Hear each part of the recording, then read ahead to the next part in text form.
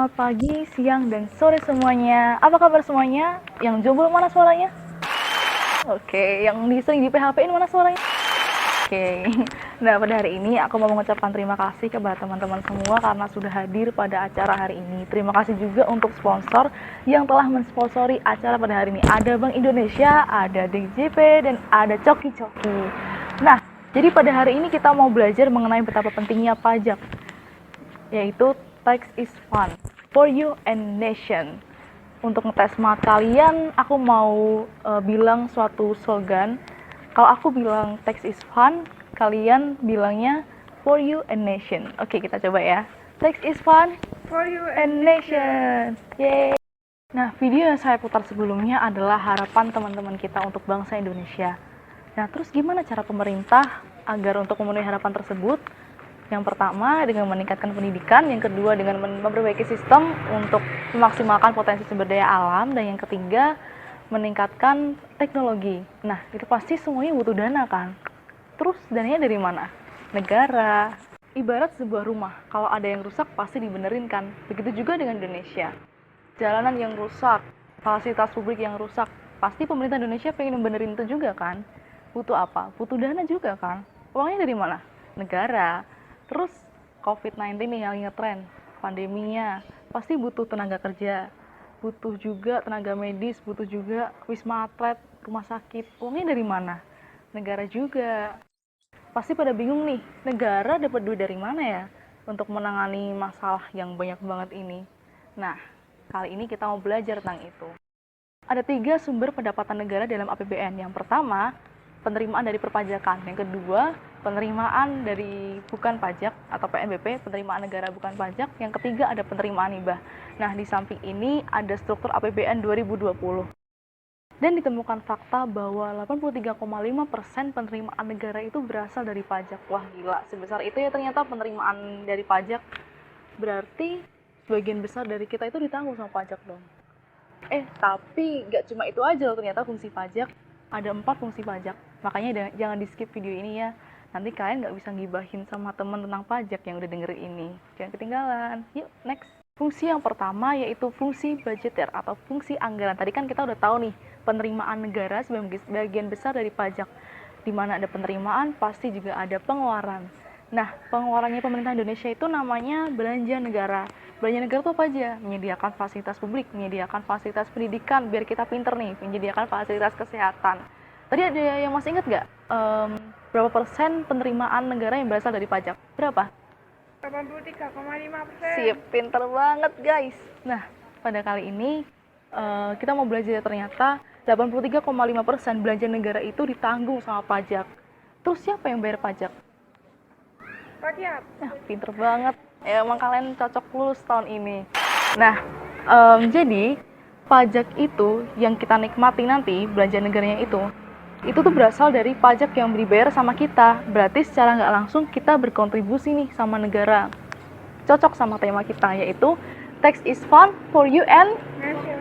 ya, gitu. Fungsi yang kedua yaitu fungsi regulasi. Nah, pajak juga bisa untuk jadi alat untuk mengatur kegiatan ekonomi dan sosial di Indonesia. Contohnya PPN ekspor 0%. Pasti banyak yang nanya-nanya nih, kenapa PPN ekspornya itu 0%? Padahal tadi katanya pajaknya itu buat menunjang belanja negara. Nah, di sini kita belajar bahwa pajak itu nggak cuma untuk menunjang belanja negara, tapi juga untuk mendorong kegiatan masyarakat. Contohnya PPN ekspor ini, dengan adanya PPN ekspor 0%, maka harapannya masyarakat itu bisa semakin semangat untuk mengekspor produk-produknya ke luar negeri dan bisa bersaing dengan negara lain. Fungsi yang ketiga yaitu stabilisasi. Pajak juga dapat menentukan kestabilan ekonomi suatu negara. Contohnya nih, pajak bisa mengatasi inflasi. Apa itu inflasi? Yaitu suatu keadaan perekonomian di mana harga-harga secara umum itu mengalami kenaikan dalam waktu yang panjang. Nah, gimana nih cara pajak mengatasi inflasi? Caranya, pemerintah itu menaikkan tarif pajak seperti ini, lalu kemudian dengan menaiknya tarif pajak, maka tingkat konsumsi masyarakat akan berkurang. Lalu, ketika tingkat konsumsi masyarakat akan berkurang, otomatis permintaan barang dan jasa akan berkurang juga, dan pada akhirnya berakibat pada harga barang yang turun. Fungsi yang keempat yaitu fungsi redistribusi, yaitu mendistribusikan kembali pendapatan dari masyarakat yang mampu ke masyarakat yang kurang mampu. Contohnya nih PPN. Waktu kalian belanja di Indomaret pasti sering lah ya kan. Nah, waktu kita belanja di Indomaret, harga-harga yang kita beli itu udah termasuk PPN. Jadi ketika kita beli barang kan dikenai PPN tuh. Nah, PPN-nya itu akan masuk ke kas negara, ke kas pemerintah. Nah, pemerintah itu akan menyalurkannya ke masyarakat melalui subsidi. Contoh subsidi itu tiket kendaraan umum Transjakarta dan KRL. Dengan adanya subsidi itu, tiket Transjakarta dan KRL jadi lebih murah, teman-teman. Nah, ternyata dengan bayar pajak, kita juga bisa bermanfaat bagi diri kita sendiri, bagi orang lain maupun bagi bangsa. Ada yang tahu nggak? Kira-kira uang pajak kita itu buat apa aja nih?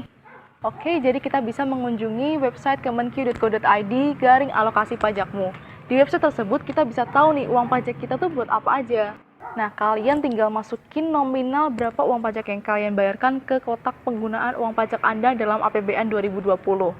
Terus, nanti kalian tinggal tunggu hasil analisisnya. Contohnya di samping ini. Misal kita bayar pajaknya 100.000, dengan uang 100.000 ini kita bisa berkontribusi dalam berbagai bidang seperti pelayanan umum, ketertiban, dan keamanan dan pertahanan negara. Nah, contohnya 100.000 ini, 5.000-nya itu buat pertahanan negara. Dengan 5.000 kita bisa berkontribusi dalam pertahanan negara meskipun kita nggak secara langsung menjadi tentara. Begitu juga dengan bidang ekonomi. Dengan uang 100.000 ini kita bisa berkontribusi dalam bidang ekonomi sebesar 16.000. Kita nggak perlu nunggu jadi ahli ekonomi setara dengan S3 buat langsung berkontribusi sama negara. Dengan pajak kita bisa berkontribusi dalam bidang ekonomi walau secara tidak langsung. Nah, maka dari itu, slogan DJP yaitu orang bijak taat bayar pajak. Kenapa gitu? Karena orang yang taat bayar pajak secara tidak langsung dia adalah orang yang bijak. Karena orang yang taat bayar pajak adalah orang yang ikut turut serta melakukan pemerataan ekonomi suatu negara, turut serta dalam membangun negara Indonesia dan juga dalam berbagai bidang yang lain. Jadi jangan lupa share info ini ke kakek kalian, nenek kalian, om kalian, orang tua kalian, ke semuanya. Jadi waktu gibah, gibahin aja pajak. Oke, jadi teman-teman yang kece, hari ini kita nggak cuma belajar tentang berapa besarnya persentase pajak dalam penerimaan negara, tapi kita juga memahami bahwa pajak itu punya 4 fungsi penting yang nggak kalah pentingnya sama persentase pajak tadi, yaitu yang pertama ada fungsi regulasi, fungsi stabilisasi, fungsi anggaran, dan yang terakhir yaitu fungsi distribusi. Mudah-mudahan setelah kita ikut acara ini, kita nggak cuma bayar pajak itu karena terpaksa atau dipaksa pegawai pajak, tapi karena kita sadar bahwa kita adalah bagian dari Indonesia dan bayar pajak ini merupakan salah satu bentuk sayang kita kepada Indonesia. Terima kasih banyak untuk teman-teman kece yang udah hadir dan mengikuti acara hari ini sampai selesai. Terima kasih juga untuk para sponsor yang udah hadir juga nih di sini. Ada Bank Indonesia, ada Coki-Coki, dan ada Direktorat Jenderal Pajak. Nah, terakhir dari saya, tidak perlu menunggu untuk menjadi orang yang besar atau orang penting untuk berkontribusi dan bermanfaat bagi bangsa Indonesia. Tapi dengan hal-hal yang sederhana seperti membayar pajak, kita sudah bisa bermanfaat dan berkontribusi bagi bangsa dan negara kita. Sekian dan terima kasih. Saya Yunir Kristianingrum. Selamat pagi, siang, dan sore semuanya.